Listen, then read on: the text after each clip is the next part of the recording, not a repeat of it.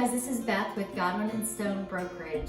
Things are crazy right now in our community, and so I just wanted to take a few minutes to help you regain your peace in all of the chaos.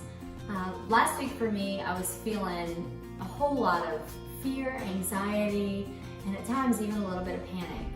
And I knew that that was not something that was healthy for me spiritually, mentally, emotionally, and honestly, all of those things also play into our physical well-being.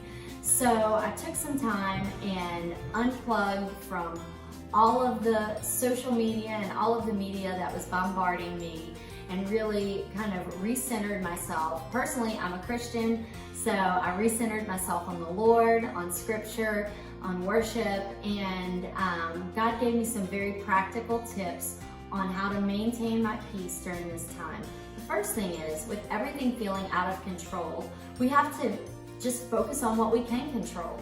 And what I can control is what I let into my world. Right now, I can't really go a whole lot of places, but I can control what comes into my home, what comes into my mind, what I put before my eyes, and all of those things affect my peace. So first thing is focusing on what we can control.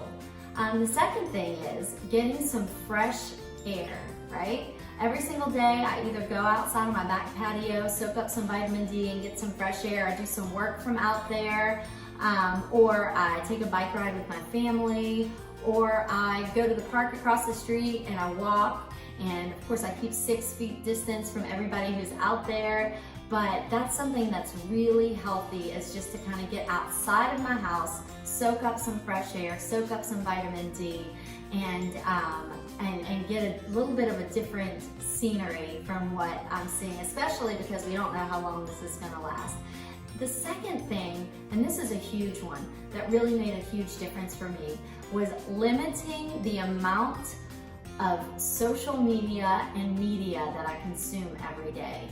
Boy, I was spending just way too much time scrolling through Facebook.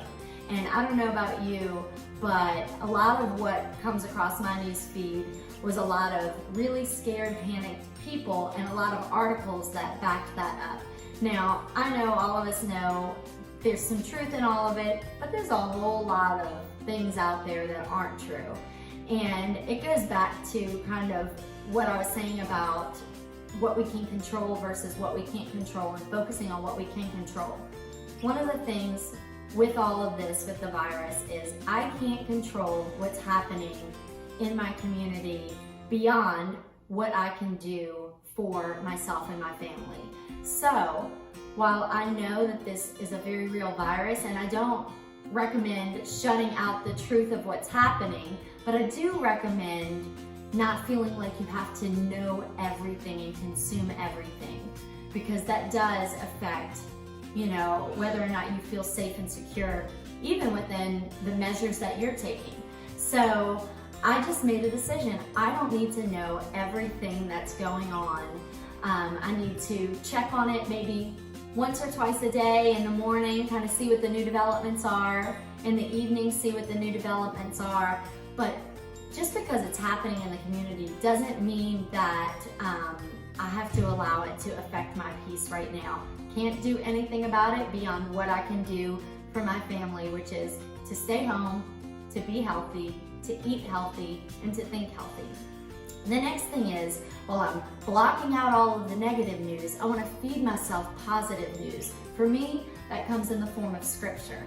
And it comes in the form also of just uplifting material that I let myself read. Sometimes that's spiritually based material.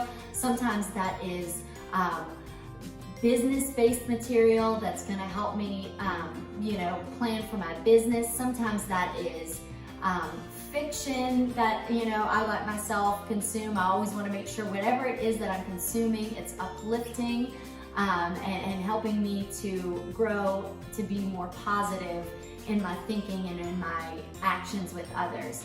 Another thing that I've been doing that's been really helpful is FaceTime with family and friends.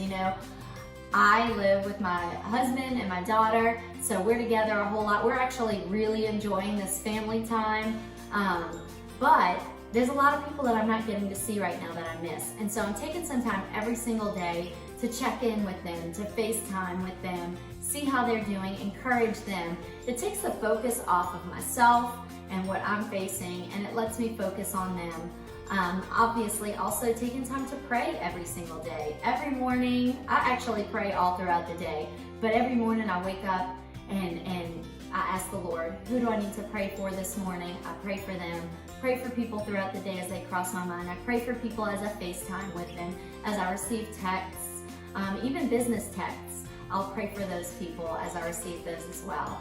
Another thing is, this is a great time to do home projects. You know, it's a slower pace right now. And while for most of us, or many of us, business hasn't completely stopped, I bet you just being home and not being able to leave and go other places, you have a whole lot more time if you don't scroll social media to get some of these projects done. So do some projects around your house.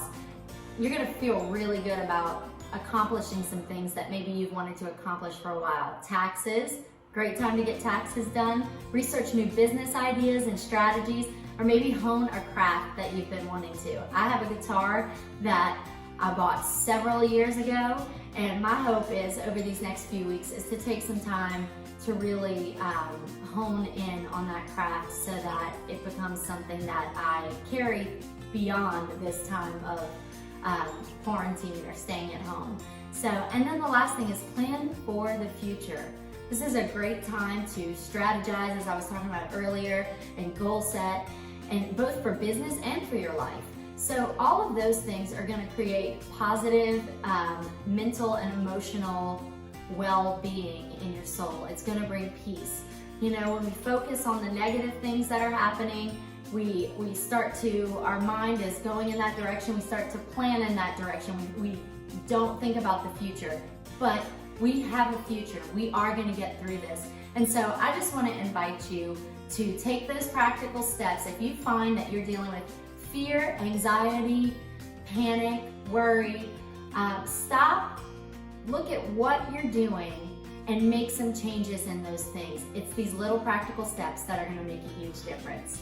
All right, well, if you need any help buying or selling a property, I am here. I also bring in my pastoral gifts when I help people with their properties. So if you're looking for somebody to connect with on a business level or on a spiritual level, I'm your girl.